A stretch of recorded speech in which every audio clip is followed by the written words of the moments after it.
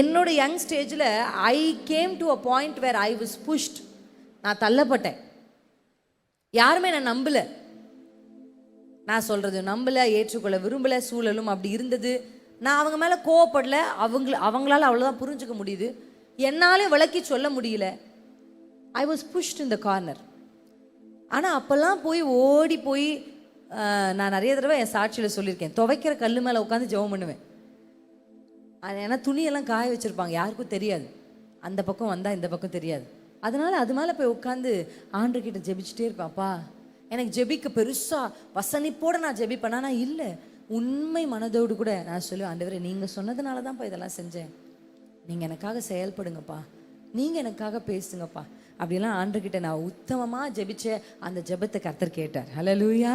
அந்த ஜெபத்தை கேட்டார். இதுவரைக்கும் பாருங்கள், நான் எத்தனை முறை ஜெபிச்சேன்னு தெரில, ஆனால் நான் உண்மையாக ஒரு முறை ஜெபிச்சிருப்பேன்னு நினைக்கிறேன். ஆனால் அந்த உண்மையான ஒரு ஜெபத்துக்கு இதுவரைக்கும் கர்த்தர் உண்மை உள்ளவராக இருக்கிறார். இந்த நாள் வரைக்கும் யாருமே எனக்காக செயல்படல, கர்த்தர் தான் செயல்படுறார். Hallelujah. No background, zero background.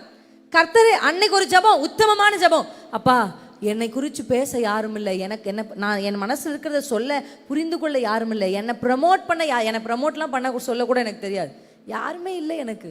நீங்கள் தான்ப்பா விளக்கணும் என் மேலே வச்சுருக்கிற அழைப்பை, என் மேலே வச்சுருக்கிற ஊழியாலை. நீங்கள் சொன்னீங்க, நான் செய்கிறேன். ஆனால் அவர்களுக்கு நீங்கள் தான் இது வரைக்கும் கர்த்தர் விளக்கிக்கிட்டே இருக்கிறார். என்னால் விளங்கவே முடியல, அவர் இவ்வளோ விளக்குறாரா.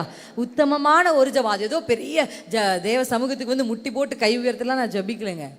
ஏதோ கல் மேலே உட்காந்து கண்ணீரோட அப்படியே அழுது அப்பா கிட்ட சொன்ன ஜபம். அதனால சொல்கிறேன், whenever you do anything towards heaven, do it with truthful heart.